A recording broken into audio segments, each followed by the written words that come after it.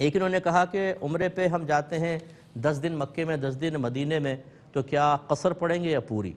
دیکھیں بظاہر تو یہ 20 دن ہیں، لیکن کسی ایک سٹی میں چونکہ 15 دن کم از کم ٹھہرنے کی نیت نہیں ہے، لہٰذا آپ مسافر رہیں گے اور قصر نماز پڑھیں گے۔ ایک سوال کیا تھا کہ خدا نے، یہ پوسٹ آئی تھی کسی کے پاس، اس نے مجھے بھیجا کہ اس نے لکھا تھا کہ خدا نے لوگوں کو مسجدوں، مندروں اور کلیساؤں سے باہر نکال دیا اور حکم دیا کہ جاؤ پہلے حقوق العباد پورے کرو پھر یہاں آنا، تو اس کا کیا شرعی حکم ہے؟ دیکھیں پہلے بھی میں آپ کو بیان کر چکا ہوں کہ اللہ تبارک و تعالیٰ کی طرف اس طرح جھوٹ منسوب کر دینا یہ شرعاً بالکل ممنوع ہوتا ہے اور ناجائز سخت حرام ہے۔ ایک دفعہ اس کی اجازت ہو جائے، اور خصوصاً اگر کوئی صاحب علم ایسا کر رہا ہو تو اور زیادہ برا ہے، تو پھر لوگ اس کو دیکھ کر 10 پوسٹ اور بنائیں گے۔ تو ایک تو اللہ تعالیٰ پر اس طرح کوئی حکم لگانا جو موجود ہی نہ ہو، یہ بہت ہی بڑا گناہ ہے، اور اگر اس کو حلال سمجھ کے، جائز سمجھ کے کریں تو کفر تک بھی پہنچ سکتا ہے، تو اس لیے اس پہ فوری طور پر توبہ کریں۔ دوسرا، عقلاً اگر اس کا تجزیہ کر لیا جائے تو جہالت کی بات ہے کہ اللہ تعالیٰ نے سب کو باہر نکال دیا کہ جاؤ پہلے حقوق العباد پورے کرو پھر آنا، تو کرونا وائرس سے پہلے جو مسجدیں بھری ہوئی تھیں، اس کا مطلب ہے سارے حقوق العباد پورے کر رہے ہوں گے، تبھی اللہ تعالیٰ نے آنے دیا تھا۔ تو اس قسم کے جو جاہل لوگ ہیں کہ جو اپنے پاس سے اس طرح کے مقولے بنا کر سمجھتے ہیں بہت ہی میں نے ایسی بات کہہ دی، جس کے پاس پہنچے گی وہ کہے گا بھئی یار اتنی حکیمانہ بات، اوہو بھئی کوئی بہت بزرگ شخصیت ہے۔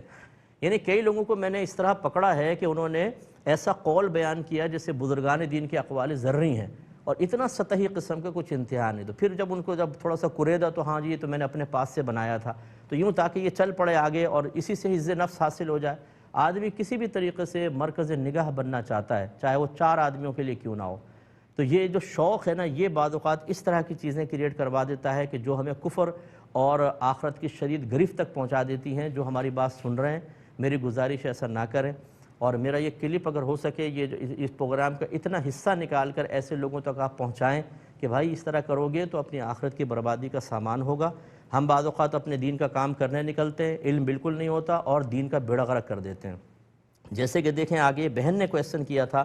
کہ بعض لوگ اپنے رشتہ داروں کی مدد کے لیے سود لیتے ہیں اور ان کی مدد کرتے ہیں، اور جب انہیں سمجھایا جائے کہ بھئی یہ سود لے رہے آپ، تو کہتے ہیں بھئی پتہ نہیں اللہ تعالیٰ کس چیز سے راضی ہو جائے، ہم تو مدد کرنے کے لیے لے رہے ہیں۔ اب یہ ایک غلط سوچ اور فکر ہے کہ اللہ تبارک و تعالیٰ نے مخلوق کی رزق کا ذمہ اپنے ذمہ کرم پر لیا ہے۔ وَمَا مِن دَابَّةٍ فِي الْأَرْضِ إِلَّا عَلَى اللَّهِ رِزْقُهَا، زمین پہ چلنے والا کوئی جاندار ایسا نہیں جس کا رزق اللہ کے ذمہ کرم پر نہ ہو۔ وَأْمُرْ أَهْلَكَ بِالصَّلَاةِ وَاصْطَبِرْ عَلَيْهَا لَا نَسْأَلُكَ رِزْقًا نَحْنُ نَرْزُقُكَ، اپنے گھر والوں کو نماز کا حکم دو اور خود بھی اس پر ثابت قدم رہو، ہم تم سے رزق کا سوال نہیں کرتے، رزق تو ہم تمہیں عطا فرمائیں گے۔ یہ وعدہ خداوندی موجود ہے، ان پر اعتماد نہ کریں، سود لے کر ان کو دیں حرام۔ اور وہ بہن نے کہا کہ رشتہ دار جن کو دے رہے ہیں وہ خرچ میں کوئی احتیاط نہیں کرتے، تو اس طرح حرام کے ذریعے مدد کرنا اور پھر اس کو اپنے لیے حلال سمجھنا، اور اس پر یہ سوچ کہ اللہ تعالیٰ ہو سکتا ہے اس سے راضی ہو جائے، کہ اللہ حرام سے راضی ہوگا،